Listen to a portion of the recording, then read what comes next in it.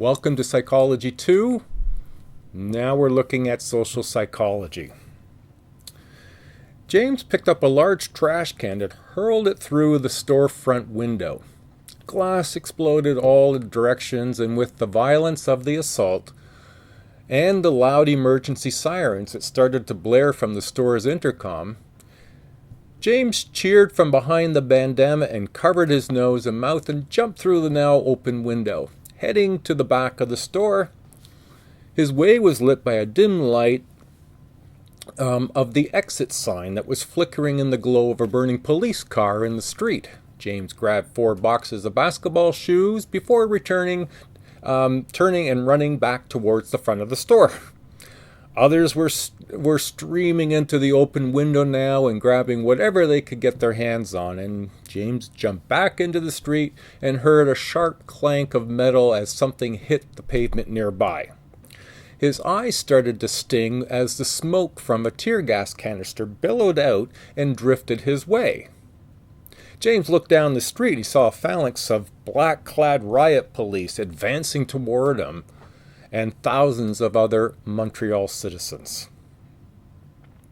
On the evening of April 12, 2008, thousands of rioting individuals vandalized and looted 10 stores, threw bottles and bricks at police officers, and damaged 16 police cars, with 5 of those being set on fire.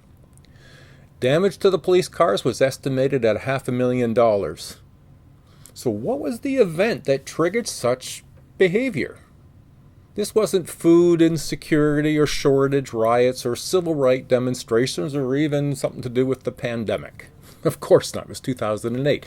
This riot was a result of jubilant fans celebrating the hockey win of the Montreal Canadiens that had won just Game 7 of the first round of the Stanley Cup playoffs. And they were now advancing into the next round. So, is James a violent and aggressive individual? If we focus only on James himself as the cause of his behavior that night, we are left with no other possible conclusion.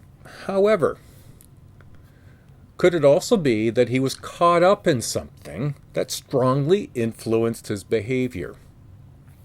Social psychologist Philip Zimbardo argues that we must look at the situational perspective, what's going on around the person, to understand all behavior, from donating to a charity to riots to suicide terrorism. The situationist perspective studies the way in which people can be goaded by social influences into doing things they're not necessarily consistent with their personalities. In particular, Zimbardo has investigated the relative ease in which ordinary men and women can be incited to behave in evil ways. So what really was the root cause of this 2008 Montreal riot? There are probably several situational factors that are largely to blame. This chapter is going to explore what social psychologists have discovered about the situations you find yourself in that might compel your behavior more than you realize, for good or for evil. So let's get started. And we're going to start really with, what is social psychology? Now, the situationist perspective studies the way in which people can be goaded by social influences into doing things they're not normally or necessarily consistent with their personalities. Social psychology studies the nature and causes of behavior and the mental processes in social situations. So some of the topics that are covered in social psychology include attitudes, how we get them, social perception and how that's formed, social influence and the role that it can play in our own behavior, and group behavior. So let's look at some of these topics briefly. We're going to start with attitudes. Attitudes are comprised of cognitive evaluations of set of circumstances, emotional component, and behavioral tendencies. In other words, we'll look at this breaking it down by the cognitive component, the way in which we think about people, objects, or situations.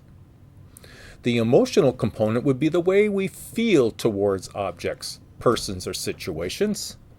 And the behavioral component are the actions that a person takes in regard to the person, object, or situation. So when we think attitudes, the behavioral and the cognitive tendencies that are expressed by evaluating particular people, places, or things with favor or disfavor. Attitudes are learned and they affect behavior. Attitudes can be changed, but not very easily. So can we predict, is there predicting behavior from any attitudes that can be done? Well, attitudes by definition are definition of attitude implies that our behavior is consistent with our cognitions or our thinking. However, links between attitude A and behaviors B tend to be weak to moderate at best. But there are a number of factors that do influence the likelihood that we can predict behavior from attitudes. And we'll start with specificity.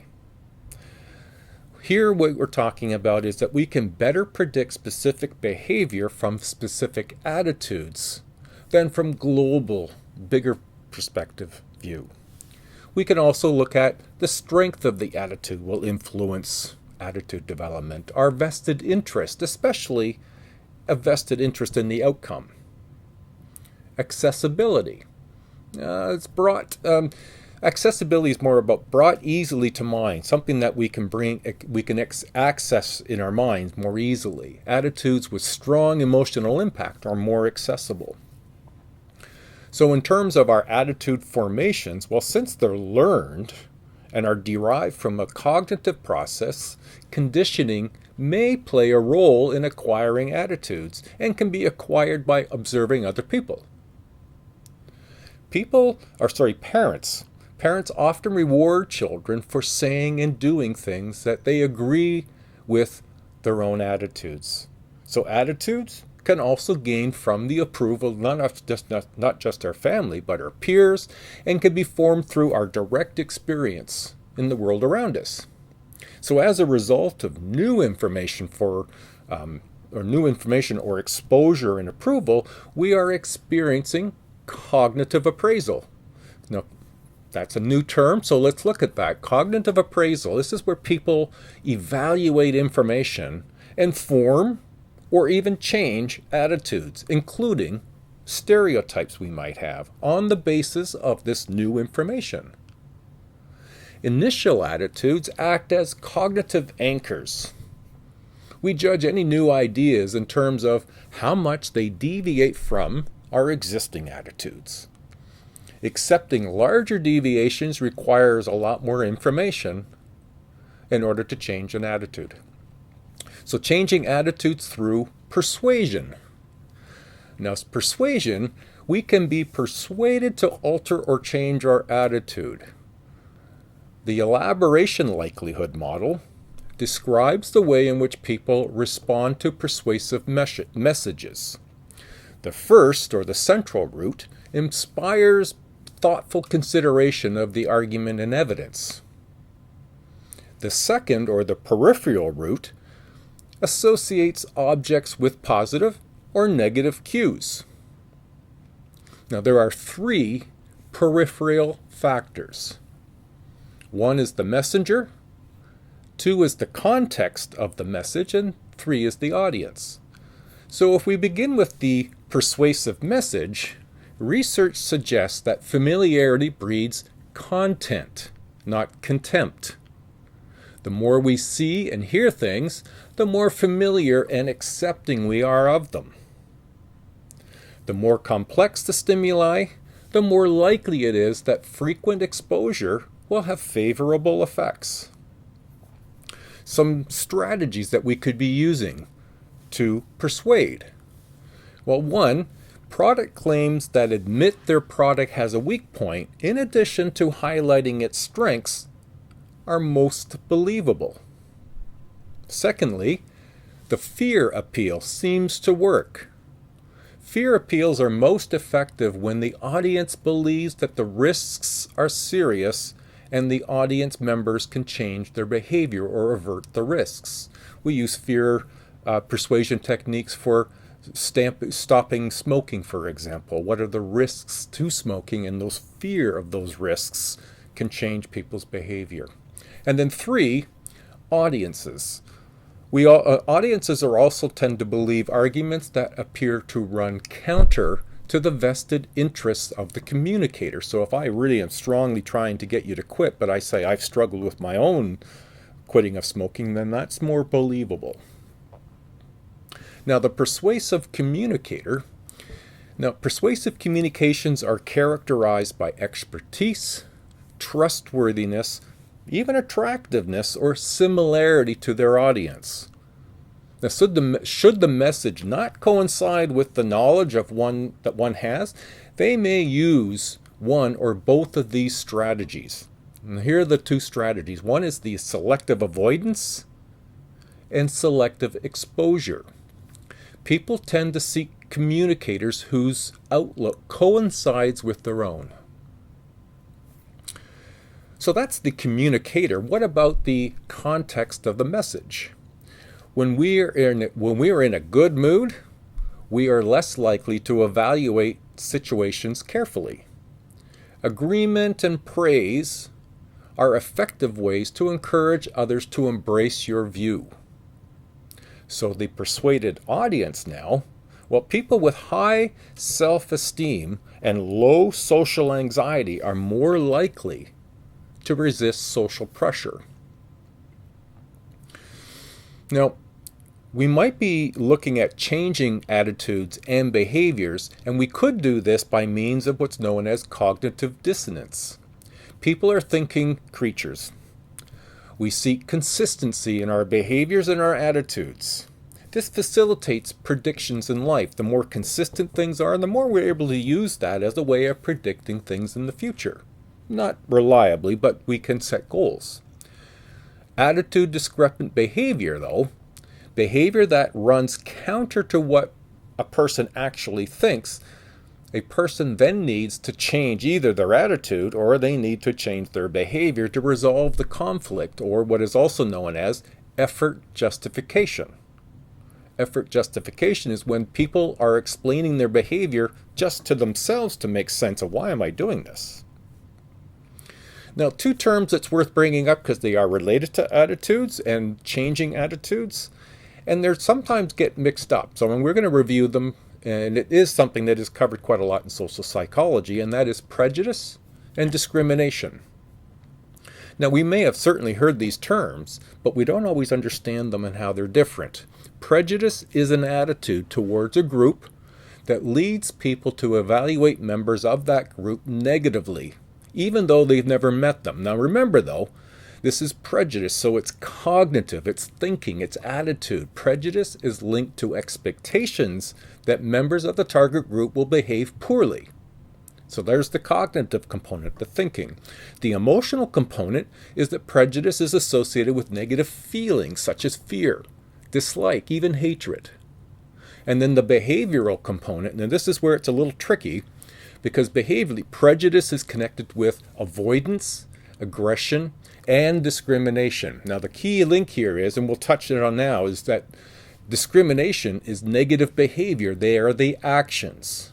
Prejudice is the attitude or the thinking. You can't see thinking, but you can see actions, and that's discrimination. This can include our personal actions, and it can include social policies that governments and politicians make. Now, related to these 2, prejudice and discrimination, is the concept of stereotypes. Prejudices about certain groups can lead people to view all members of these groups in the same biased fashion. Some stereotypes are actually positive rather than negative. Attractiveness is positively correlated with popularity, social skills, and sexual experience. Attractive people are more likely to be judged innocent in crimes in mock jury experiments. When attractive people are found guilty, they are given less severe sentences. So what are some of our sources of prejudice? Well, one of the bigger ones is what's known as dissimilarity. People like people who share their attitudes. When people don't share their attitudes, we might feel differently about them. Another reason is competition for resources. Sometimes members of one group feel like they're competing for resources and have reasons to distrust members of a competing group. We can also add social learning. So sometimes children learn from others, especially parents, their prejudice or discriminatory practices. Another way that we can see this build up in terms of prejudice is what's known as information processing, where it's our thinking filters, our cognitive filters. Familiarity and things that we know are good, foreign and things that we don't understand, not good. And then the last component is what is known as social categorizing. It's where we divide the world into us's and them's. Of course, that's going to promote stereotyping and can then therefore support prejudice and discrimination. So how do we reduce prejudice, stereotyping, and discrimination? Well, one is through what's known as the intergroup contact theory. And it's a valuable approach to reducing prejudice, essentially by providing people with frequent means of working together with equal status and having common goals. These meetings between intergroup members reduces prejudice, stereotyping, and discrimination. It is certainly more complex than simply working together in a group. However, it is a good and successful when it's worked through. We've started to touch a bit on interpersonal attraction, so we can consider what are some of the factors that contribute to attraction and physical appearance, similarity, and reciprocity. Now, we're going to consider each of these. Let's look at physical appearance. Many aspects of beauty appear to be very culturally based, even cross-cultural. In one study, men found attractive the following qualities: large eyes, high cheekbones, and narrow jaws. Now, there are gender differences in the selection of partner. Women place a greater emphasis on professional status, consideration, dependability, kindness, and fondness for children. Men place a greater emphasis on physical allure, cooking ability, thrift. See the disconnect? So one of the hypotheses associated with attractiveness is what's called attraction similarity hypothesis. The attraction similarity hypothesis, this is where people tend to date people who are similar to themselves in physical attractiveness. The research findings show that people who are involved in committed relationships are most likely to be similar to their partners in their attitudes and cultural attributes. So similarity in attitudes. Well, why do I understand that we should be opposites attract when similarity in attitudes? Well, that doesn't make sense then, if that's what I've heard. Essentially, we are attracted to individuals who are similar to our own backgrounds, and this may include, in part due to proximity, geographic proximity. So one of the other areas that is explored in social psychology is love. How does that happen, and what are the variables? Well, from social psychology, love is a strong positive emotion. And of course, you don't need social psychology to tell you that. They have developed, Sternberg, what's known as a love triangle. Now, really what it is, it's a triangular model of love. And it includes three components: intimacy, passion, and commitment. Now, intimacy refers to a couple's closeness, their mutual concern and sharing of feelings and resources, and they disclose personal things to one another that aren't explored and shared with other people. Passion refers to romance and the sexual feelings, but not just in terms of the sexual act, but the element of romance and the element of caring for one another deeply. And then commitment. This means the decision, deciding to enhance and maintain and work for the relationship. Now, passion is the most crucial in a short-term relationship. Intimacy and commitment are way more important in an enduring relationship. The ideal form of love combines all of these, and it's called the consummate love, or it's romantic love plus commitment. Romantic love is characterized by passion and intimacy. Passion involves fascination, sexual craving, and the desire for exclusiveness. Intimacy involves caring, championing the interests of the loved one, even if it entails sacrificing one's own. Now, evolutionary psychologists, they believe that sexual desire evolved as a means of ensuring mating, whereas romantic love evolved from infant caregiving relationships. Now, we've just come to where we're going to stop in part 1, and we're going to carry on in part 2 with social perception, social influence, and 2 very big topics, or 3, I guess: conformity, obedience, and then we'll look at group behavior. I hope this has been helpful for you, and we'll see you in part 2. Bye now.